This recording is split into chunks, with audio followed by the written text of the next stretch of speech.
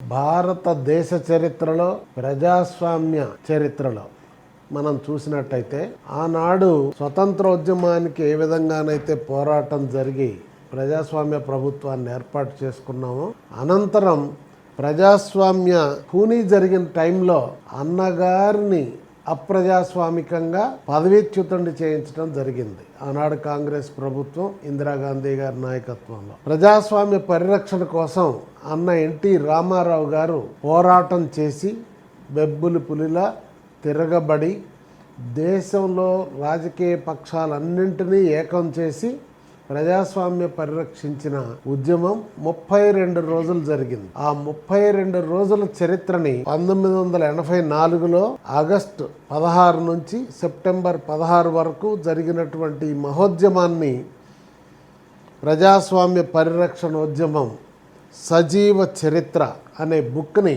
ఇటీవలనే నారా చంద్రబాబు నాయుడు గారు, మన ప్రియతమ నాయకుడు ఆంధ్రప్రదేశ్ ముఖ్యమంత్రి గారు, అలానే మాజీ ఉపరాష్ట్రపతి శ్రీ వెంకయ్య నాయుడు గారు విజయవాడలో ఆవిష్కరించడం జరిగింది. దాని యొక్క ఆడియో ప్రతిని టీజర్ ఈరోజు మా అన్న ఎన్టీఆర్ లిటరేచర్ కమిటీ సలహాదారు మిత్రులు రామకృష్ణ బాబు గారిని లాంచ్ చేయవలసిందిగా కోరుతున్నారు.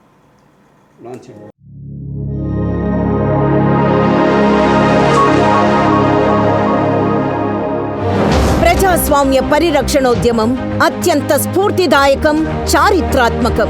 నాదెండ్లతో కాంగ్రెస్ కుమ్మక్కు, ఎన్టీఆర్ పై కుట్ర.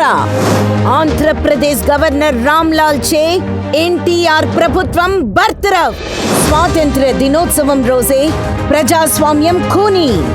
ప్రభుత్వాన్ని కొనసాగించే బలం తనకు అసెంబ్లీలో ఉందని ఎన్టీఆర్ చెప్పినా ఖాతరు చెయ్యని గవర్నర్ రామ్లాల్. కాంగ్రెస్ కుట్రపై జనం క్రోధాగ్ని. విద్రోహంపై సమరశంఖం పూరించిన ఎన్టీఆర్. గవర్నర్ రామ్లాల్ రాజీనామా. ఎన్టీఆర్కి మద్దతుగా ఏకమైన కాంగ్రెసేతర ప్రతిపక్షాలు. రాష్ట్ర వ్యాప్తంగా భగ్గుమన్న ప్రజా ఉద్యమం. రాష్ట్రపతి ముందు ఎమ్మెల్యేల పరేడ్. ప్రజాభిమానం ముందు ఓడిన కేంద్రం మరియు నాదెండ్ల. ప్రజాస్వామ్య విజయం. తిరిగి ముఖ్యమంత్రి పీఠంపై అన్న ఎన్టీఆర్. ఇలాంటి ఎన్నో ఉత్కంఠభరితమైన సంఘటనలతో మీ ముందుకు రానుంది టిడి జనార్దన్, విక్రమ్ పూలా రచించిన 1984 ప్రజాస్వామ్య పరిరక్షణోద్యమం సజీవ చరిత్ర ఆడియో బుక్.